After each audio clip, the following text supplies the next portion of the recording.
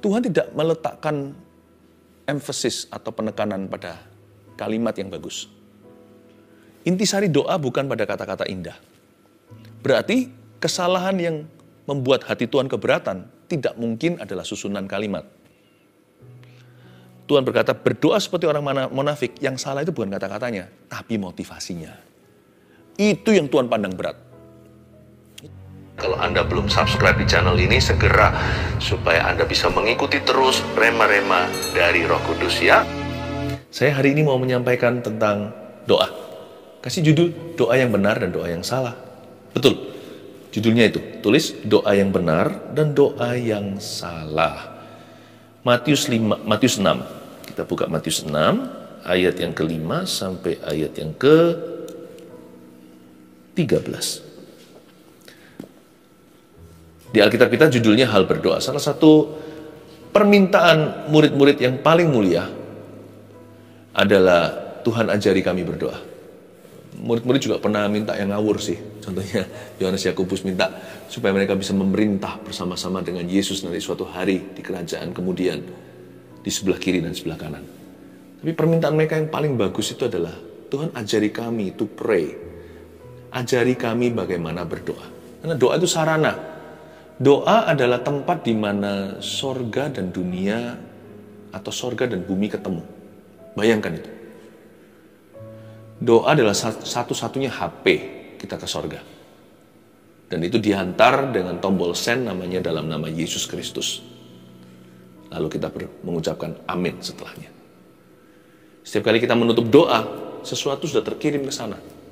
Apapun yang naik ke atas pasti akan turun ke bawah. Apapun yang dikirim dalam doa di dalam nama Yesus Tuhan pasti akan kembali. Tidak mungkin firman itu kembali sia-sia. Kalau doa itu begitu pentingnya, bukankah kita seharusnya belajar bagaimana berdoa? Tapi jangan belajar bagaimana berdoa dari orang dunia. Orang dunia itu nggak tahu apa-apa tentang Tuhan. They don't know anything about God. Kita juga nggak tahu apa-apa tentang Tuhan jikalau bukan karena firman. Karena itu kita harus kembali ke firman. Kita harus belajar dari Tuhan Yesus sendiri. Bagaimana anak Allah, anak manusia, juru selamat kita Mesias, bagaimana dia berdoa. He was a man of prayer in his flesh. Di dalam dagingnya sebagai manusia, Yesus adalah manusia berdoa. Getsemani adalah saksi. Dan Yesus mengajari kepada kita gimana caranya berdoa. Tapi sebelum kita pelajari doa yang benar, kita harus pelajari juga doa yang salah itu gimana, supaya kita hindari. Jadi kita bisa membedakan yang mana yang benar, yang mana yang salah. Nah, kita akan belajar dua-duanya di saat teduh kali ini ya. Ayat yang ke-5, dan apabila kamu, saya baca dulu aja semua ya, 5-13, dan apabila kamu berdoa, janganlah berdoa seperti orang munafik. Mereka suka mengucapkan doanya dengan berdiri dalam rumah-rumah ibadat dan pada tikungan-tikungan jalan raya, supaya mereka dilihat orang.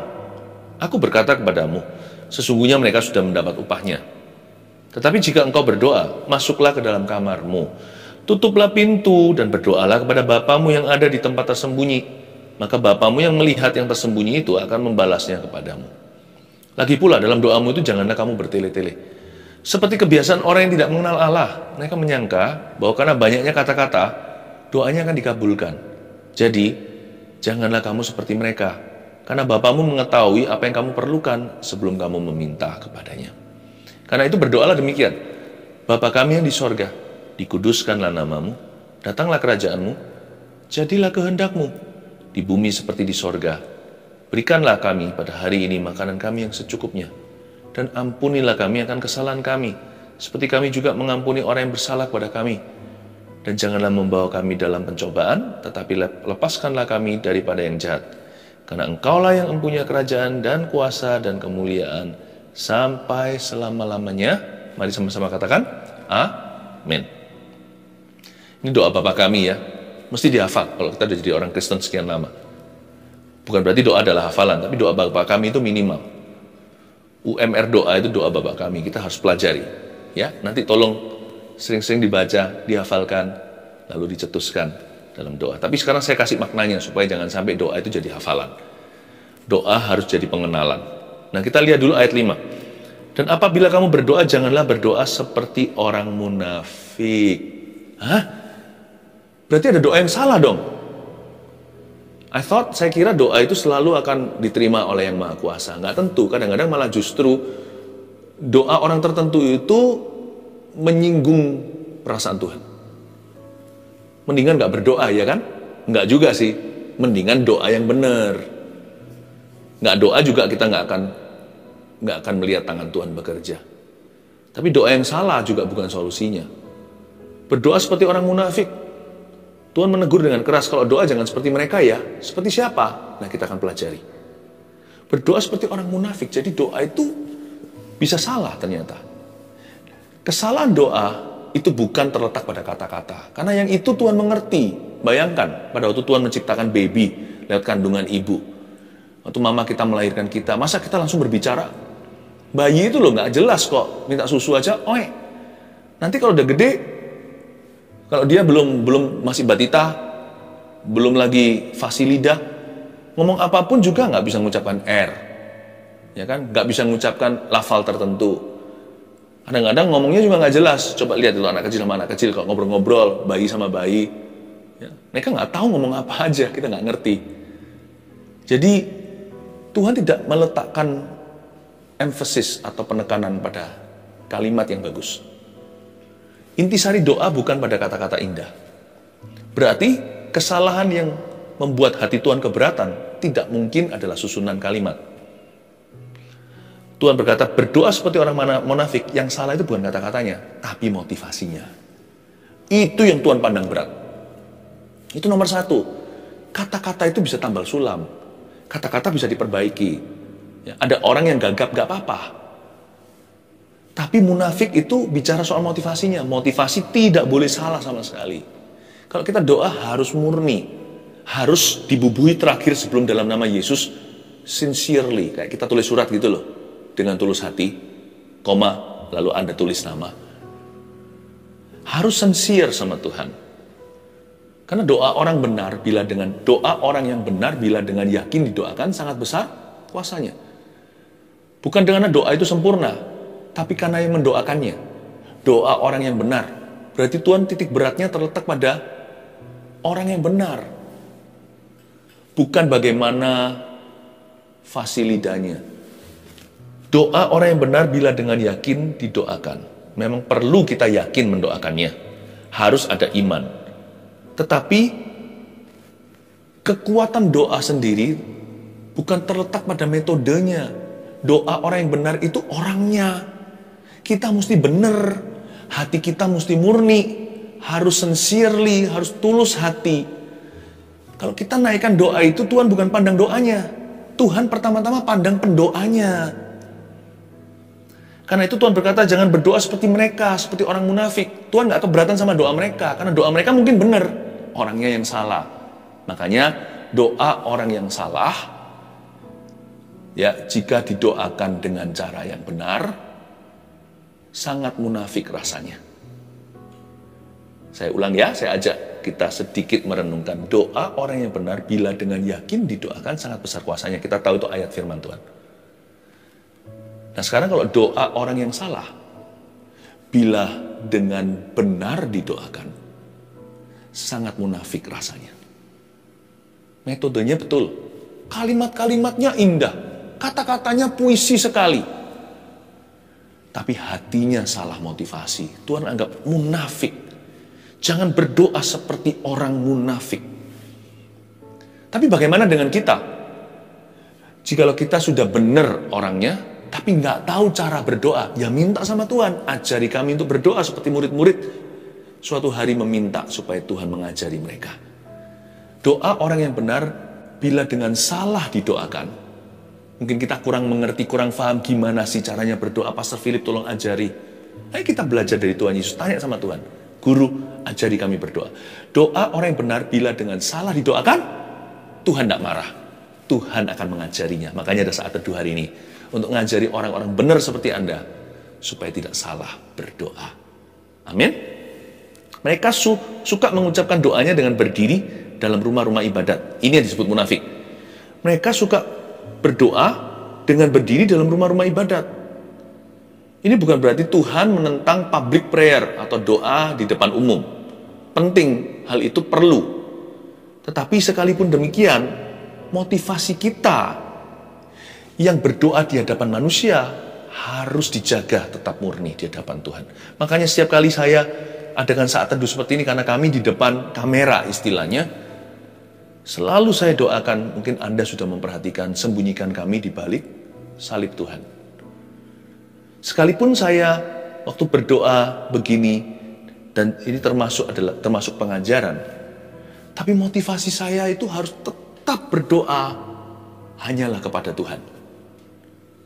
Bolehlah kami menginspirasi Anda, tapi tujuan utama dari saat teduh ini bukan untuk menginspirasimu. Saat teduh ini extension atau hanyalah kepanjangan tangan dari saat teduh pribadiku. Saya saat teduh bukan Rabu Sabtu, saya saat teduh setiap pagi, setiap malam bahkan. Saya saat teduh setiap hari. Lalu ada request, ada permintaan, lalu ada panggilan dari Tuhan untuk saya mengajarkan kepada murid-murid Kristus bagaimana berdoa. Seperti Yesus ajarkan doa Bapa kami kepada murid-muridnya. Makanya ada saat teduh hari ini. Boleh kita itu public prayer, doa di depan umum atau di hadapan orang. Tapi tetap jaga ya hatinya supaya murni. Pesan khusus bagi orang-orang yang melayani atau yang terlibat dalam pelayanan. Tiap hari harus cuci hati. Kita minta untuk dibasuh dengan darah Yesus. Tuhan ingatkan aku, intisari pelayanan itu bukan pada manusia, tetapi kepada Tuhan. Saya selalu ingat 5 jari saya waktu saya melayani Anda. I do this for Him. Yes, saya melakukan ini untuk memberkati Anda. Tapi ujungnya dan terutama adalah untuk memuliakan namanya.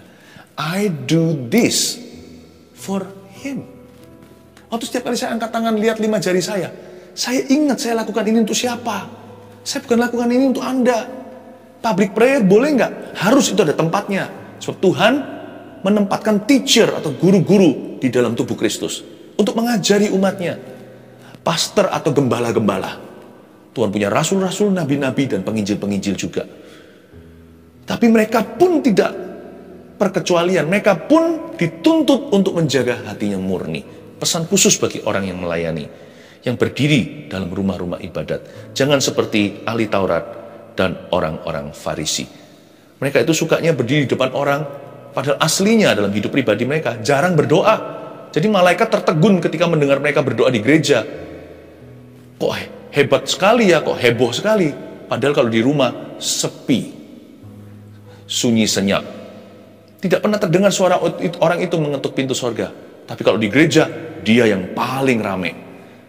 Dia yang paling menyolok. Nggak boleh. Nggak boleh. Pelayanan kita harus menjadi kepanjangan tangan hidup pribadi kita yang asli. Nggak boleh. Ya, orang-orang Farisi ahli Taurat itu sukanya doa untuk show off. Dan pada tikungan-tikungan jalan raya, kok bisa ya? Begini loh. Orang-orang yang ortodoks sekali, iman Yahudinya saat itu, bahkan di zaman Yesus, mereka itu doa paling tidak 3 waktu. Yaitu jam 9 pagi, jam 12, dan jam 3 sore. Ingat ya, waktu Petrus naik sembahyang dia berdoa, dia masih ada kebiasaan Yahudinya, sekalipun dia Kristiani. Waktu itu kan turun karpet dari atas, sembelilah dan makan, lalu dari situ Tuhan tuntun dia ke Kornelius. Itu kan pukul itu. Suatu hari dia berdoa, lalu setelah itu dia keluar jalan ke gerbang indah. Ya pukul-pukul, ya di jam-jam doa orang Yahudi. Pukul 9 pagi, 12, dan 3 sore. Jadi orang-orang ini, orang Farisi, seringkali memang sengaja by planning. Jadi kalau sudah dekat nih, jamnya sudah mendekati jam 3 sore katakan, dia memang sengaja keluar di tempat umum, supaya dong, seperti Cinderella, dia langsung berlutut di tikungan jalan, untuk dilihat sama orang. Dia angkat tangannya, ya. Dia memang sengaja, dari dalam rumah, dia sudah sengaja, dia keluarnya 3 kurang 1/4, supaya nanti di tikungan jalan, tepat pukul 3. Jam 3 persis, dia akan berlutut di sana, membuat semua orang terkagum-kagum, betapa rohaninya. Jadi, ini intisari doa mereka sudah bukan lagi kepada Tuhan, tapi untuk dikagumi oleh manusia. Supaya mereka dilihat sama orang, itu kayak ayatnya. Aku berkata kepadamu di ayat 5, sesungguhnya mereka sudah mendapat upahnya. Kata mereka sudah mendapat upahnya itu artinya they have received their natural rewards. Karena yang mereka cari adalah kekaguman manusia. Nah, kalau ada satu orang aja yang mengagumi, sudah impas dengan Tuhan. Tuhan nggak perlu menjawab doa mereka, Tuhan nggak perlu membalaskan apa-apa, tidak perlu ada kebajikan kemurahan mengikuti mereka, karena mereka sudah dapatkan yang mereka inginkan. Mereka ingin kekaguman, dan kalau mereka dapat pujian manusia, ya sudahlah. Mereka sudah mendapatkan upah alami yang dinanti-nanti. Berarti dengan kata lain, kalau kita tidak munafik seperti orang Farisi ini, kalau kita doanya sungguh-sungguh cari wajah Tuhan, ya bolehlah cari tangannya, tapi lebih seru cari wajahnya karena kita dapat pribadinya. Daripada kita cari berkatnya, kita cari hatinya. Nah, kalau kita kayak gitu berdoanya, kalau kita seperti itu mencari Tuhan, kita akan memperoleh upah yang surgawi.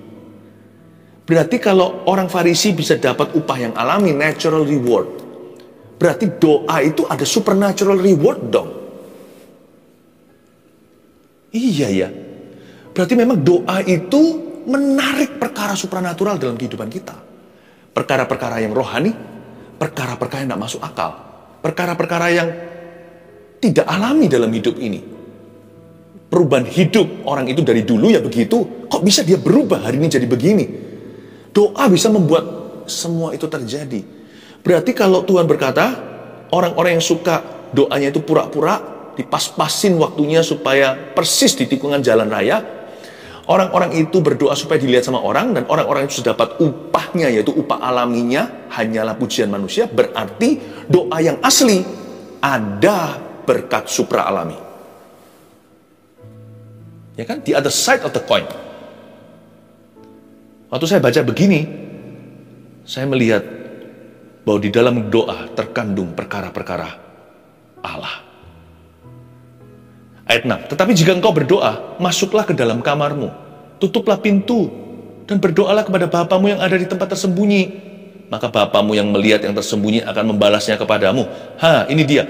Jika kita berdoa, ayat 6, masuklah ke dalam kamarmu. Kata kamar di situ dalam bahasa Yunaninya, itu treasure room artinya, atau kamar di mana disimpan harta tersembunyi, hidden treasure. Seperti di bank itu juga ada ya, namanya SDB, Safety Deposit Box. Masuk ke sebuah tempat, dikelilingi besi, temboknya semuanya, lalu di sana ada kotak-kotak, orang bisa keluarkan dan simpan hartanya. Itu adalah harta, kamar, ruang yang khusus untuk menyimpan harta-harta pribadi. Treasure room namanya, itu dalam bahasa Yunani. Tapi jika engkau berdoa, masuklah ke dalam your treasure room. Masuklah ke dalam kamar harta karun. Dari sini saya mengambil kesimpulan bahwa prayer di dalam doa ada banyak berkat Allah. Seorang teman pernah berkata dulu, ya, dalam keluguannya sih, banyak doa, banyak berkat. Kurang doa, kurang berkat. Tidak berdoa, tidak ada berkat. Yang nggak bisa diartikan mentah-mentah, karena kita berdoakan bukan supaya kita dapat berkat. Kita berdoakan untuk mengenal Tuhan. Tapi ada betulnya juga, karena di kitab Yakobus sudah dikatakan, kamu nggak dapat apa-apa karena kamu nggak berdoa. Atau kamu berdoa juga, tapi kamu nggak dapat sesuatu. Karena yang kamu doakan, hendak kamu habiskan untuk memuaskan hawa nafsu. Meskipun doa bukan demi mencari berkat, tapi mencari wajah Allah. Tapi doa mendatangkan berkat. Karena doa itu, kata Alkitab, di kitab ini, bahasa Yunaninya, doa itu treasure room atau ruang harta karun. Kalau kamu berdoa, masuklah ke dalam ruang harta karunmu, di mana tidak ada orang selain Bapamu di sorga. Tutup pintu di belakangmu. Seperti seseorang masuk ke SDB atau Safety Deposit Box, masuk di dalam perbankan, masuk di dalam ruang itu, ya kan? Member-membernya, dia masuk ke dalam, pintu di belakang ditutup, supaya dia seorang diri, giliran nanti. Setelah dia, baru orang lain boleh masuk kemudian. Doa itu kayak gitu. Waktu masuk, jangan masuk keluar. Ya kan, banyak orang kan nggak konsentrasi kalau doa. Masuk, keluar lagi, ntar ngambil apa. Masuk lagi, ngambil snack. Masuk lagi nanti, oh ya HP ketinggalan. Nanti masuk lagi, nggak pernah sungguh-sungguh hati. Waktu Anda masuk, selesaikan di sana. Nanti customer berikutnya sudah menunggu. Begitulah ceritanya. Habiskan waktumu di situ. Sampai ketemu yang kau cari. Sampai kau dapatkan yang kau rindukan. Tutuplah pintu. Masuklah dalam kamar, tutuplah pintu. Dan berdoalah kepada Bapamu. Ayat 7. Lagi pula dalam doamu itu, janganlah kamu bertele-tele seperti kebiasaan orang yang tidak mengenal Tuhan. Mereka menyangka bahwa mereka, karena banyaknya kata-kata, doanya akan dikabulkan. Ini interesting sekali loh. Jadi jangan kamu seperti mereka, karena Bapamu mengetahui apa yang kamu perlukan sebelum kamu meminta kepadanya. Ayat 7, lagi pula dalam doamu itu jangan kamu bertele-tele. Kata bertele-tele ini dalam bahasa Yunaninya, kita belajar bahasa-bahasa lain ya. Anda bisa catat, batalogeo, B-A-T-T-A. L-O-G-E-O. Saya ulang. B-A-T-T-A.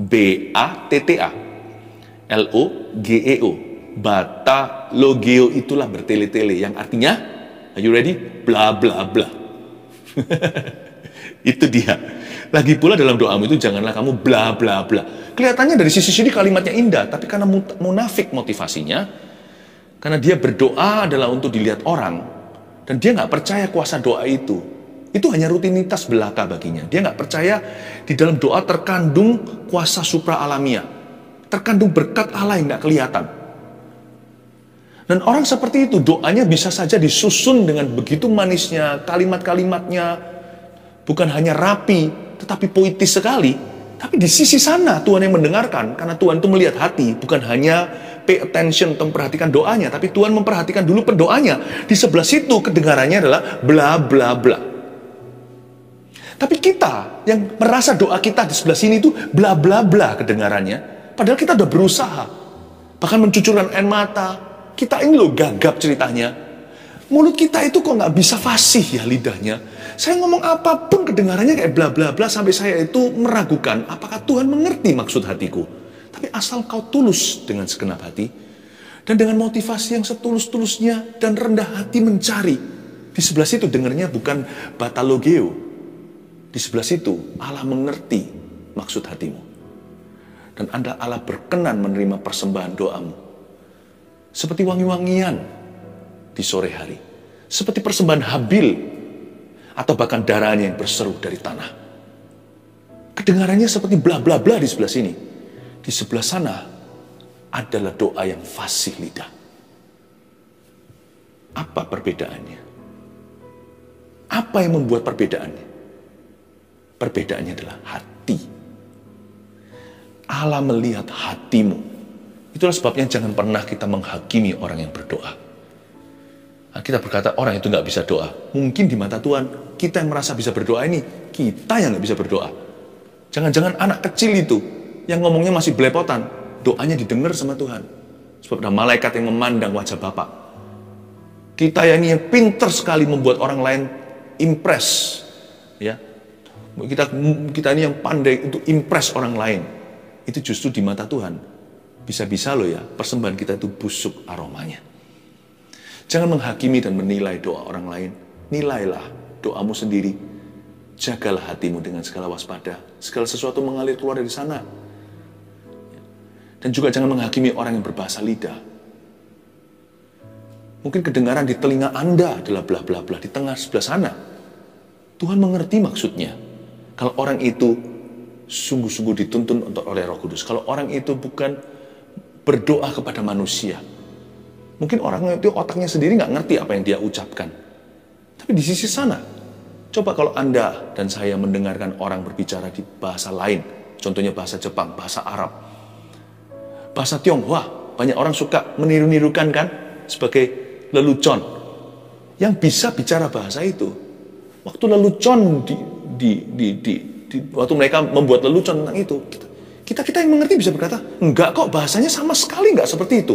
Yang membuat lelucon karena enggak bisa mengucapkannya. Dia enggak menguasai bahasa itu, enggak ngerti sama sekali bahkan. Dia cuma bisa tiru-tiru tonasinya. Kita yang mengerti, tahu vocabulary, enggak tuh, apa samanya? Enggak ada samanya. Enggak ada samanya. Karena bagi orang yang tidak mengerti, itu semua seperti lelucon dan bla bla bla. Roh Kudus ngerti bahasa lidah. Dialah lidah Pentakosta. Kita yang nggak ngerti, kita kira itu apa. Tapi itu bahasa sungguhan di hadapan Tuhan. Hanya karena kita tidak bisa berbahasa Jepang atau berbahasa Arab, jangan kira bahasa mereka aneh, karena dari sisi mereka yang menguasai bahasa itu bahasa yang absah. Karena Tuhan mengerti hati kita ketika kita berdoa dengan keluhan tak terucapkan. Roh Kudus membantu kita dalam kelemahan kita ketika kita tidak tahu bagaimana harus berdoa. Dia memberikan bahasa yang baru bagi kita. Betapa indahnya. Itulah sebabnya jangan nilai doa orang lain. Nilai doamu sendiri. Cari Tuhan dengan segenap hati. Saya akan berikan kepada Anda 5 unsur-unsur yang ditemukan dalam doa yang benar. Doa yang di sebelah situ kedengarannya bukan bla bla bla. Ya, harus diwarnai dengan kelima nilai ini, kelima sifat ini. Oke, kita baca sekarang doa Bapa kami. Saya jelaskan satu persatu ayat 9, karena itu berdoalah demikian.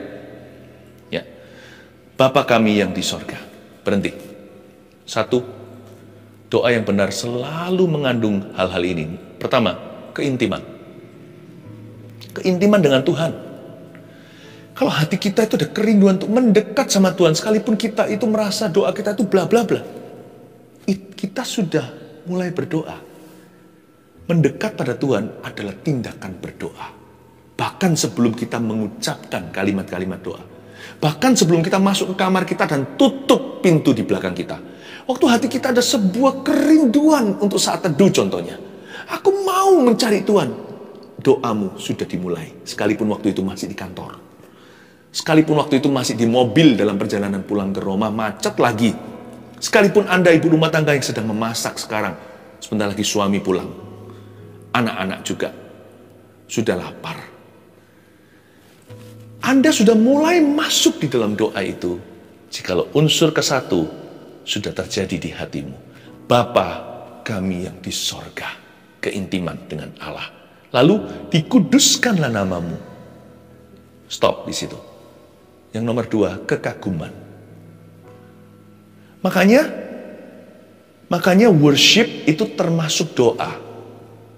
Orang yang berdoa pasti berakhir memuji. Nggak mungkin nggak. Kalau kita berdoa sama Tuhan, kan ketemu sama Tuhan, pasti hati kita semakin kagum akan Dia. Dan orang yang memuji dan menyembah, pasti berakhir berdoa. Nggak bisa. Orang yang kagum sama Tuhan, ngefans sama Tuhan ceritanya, lebih dari fans. Sungguh-sungguh jadi muridnya, pasti ujungnya mau ngobrol sama Tuhannya. Pasti berbincang hati ke hati. Dikuduskanlah namamu adalah suatu ekspresi kekaguman. Holy, holy, holy. Makanya kalau kita doa, bukan sekedar doa, buka mulut lalu kita minta. Doa saya selalu dimulai dengan penyembahan seperti saat teduh ini. We worship, kita worship dulu. Karena worship, menyembah Tuhan itu termasuk doa.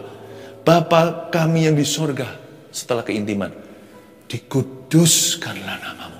Hallowed be thy name. Holy, holy, holy are you, Lord. Wow, kayak nyanyi gitu. Berikutnya, datanglah kerajaanmu. Jadilah kehendakmu di bumi seperti di sorga. Nomor 3, penundukan. Submission to His will. Jangan lupakan, ini unsur doa yang sangat krusial atau penting sekali. Doa itu bukan doa kalau kita nggak tunduk sama kehendak Allah. Banyak orang kira itu doa.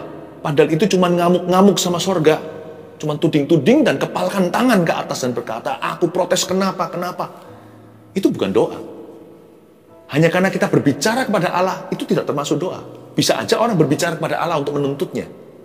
Bisa saja orang berbicara kepada Allah untuk mengejek atau menghinanya. Bisa saja orang berbicara kepada Allah untuk menantangnya. Tapi yang disebut doa itu adalah orang berbicara kepada Allah dengan hati yang menundukkan diri kepadanya. Datanglah kerajaanmu. Jadilah kehendakmu di bumi seperti di sorga. Submission to His will. Itu doa. Sekarang jadi ngerti ya. Oh, makanya selama ini doa menjauhkan aku dari Tuhan. Semakin doa semakin keras hatiku. Semakin doa rasanya Tuhan semakin jauh. Kayaknya doaku tuh melukai Tuhan daripada menyenangkan Dia. Kayaknya doa saya itu malah memisahkan saya dari Tuhan. Karena selama saya doa, ternyata saya marah-marah sama Tuhan. Nggak seperti ini. Datanglah kerajaanmu, penundukan diri. Jadilah kehendakmu di hidupku seperti yang kau mau, di bumi seperti di sorga. Your prayer doesn't offend God. Doa yang ofensif terhadap Tuhan itu bukan doa, tapi doa yang submisif, itulah doa pada Tuhan Yesus. Lalu ayat 11, berikanlah kami pada hari ini makanan kami yang secukupnya, dan ampunilah kami akan kesalahan kami seperti kami juga mengampuni orang yang bersalah kepada kami. Ini minta dua hal nih di ayat 11-12. Minta makan, tapi bukan hanya minta. Dia berkata, berikan pada kami hari ini makanan yang secukupnya. Lalu minta pengampunan dosa. Ampuni kami ya Tuhan, seperti kami mengampuni orang yang bersalah kepada kami. Yang keempat, ini yang disebut unsur, ini salah satu dari unsur doa. Selalu harus ada ini, yaitu keyakinan. Ada faith and dependence, ada ketergantungan dengan Tuhannya. Tuhan, kasih aku makan. Ini bukan orang pengangguran. Doa Bapak kami adalah untuk orang yang bekerja pula. Dia tahu rezekinya dari siapa. Dia berkata, Tuhan, sekalipun tanganku berusaha, my soul depends on you. Dalam hati, aku bergantung kepadamu. Berikan padaku makananku hari ini. Dan ampuni kesalahanku ya Tuhan. Ada sebuah keyakinan. Ada faith, ada iman. Ada reliance atau ada sifat yang bergantung pada Allah. Yang terakhir, dan janganlah membawa kami ke dalam pencobaan, tetapi lepaskanlah kami daripada yang jahat. Karena Engkau yang punya kerajaan dan kuasa dan kemuliaan sampai selama-lamanya. Amin. Jangan bawa kami dalam pencobaan. Aku tidak mau masuk dalam pencobaan. Lepaskan aku dari yang jahat, supaya aku tidak berbuat jahat. Yang terakhir, ketaatan. Setiap doa, sebelum diakhiri amin, dia harus dibubui tanda seru ketaatan. Doa yang tidak berakhir ketaatan adalah doa yang gagal. Doa itu jalan masuknya. Jalan keluar doa adalah taat pada Tuhan. Prayer is always punctuated. Selalu dibubui titik akhirnya dengan hati yang mau taat dan berserah. Dia berkata, Tuhan, aku mau taat padamu. Jangan bawa aku dalam pencobaan. Aku tidak nafsu. Aku tidak mau itu. Aku mau kehendakmu. Bukankah aku sudah tunduk tadi? Sekarang waktunya aku melangkah dengan iman. Aku mau taat kepada Tuhan. Lepaskan aku daripada yang jahat Tuhan. Aku mau mengikutmu. Hanya Engkau saja. Luar biasa. 5 hal ini adalah unsur-unsur dalam doa yang benar. Sekalipun kalimat Anda dan kata-kata, susunan kata-kata kita seperti bata logeo, hanyalah kedengaran bla bla bla di telinga manusia. Jangan pedulikan. Di telinga Anda, di telinga Allah, menjadi persembahan yang harum dan wangi di hadapan Tuhan. Selama ada keintiman, kekaguman, penundukan, keyakinan dan ketaatan, doamu diterima oleh Tuhan. Jangan lupa, tombol send-nya adalah di dalam nama Tuhan Yesus Kristus. Amin. 1 Petrus 4 ayat 7. Kesudahan segala sesuatu sudah dekat. Karena itu, kuasailah dirimu dan jadilah tenang, supaya kamu dapat berdoa. Saudara yang terkasih, terima kasih telah mendengarkan firman Tuhan hari ini. Jangan lupa untuk dukung terus channel ini dengan cara subscribe, like, share, dan juga komen, agar saudara kita yang lain juga boleh terberkati. Tuhan Yesus memberkati kita.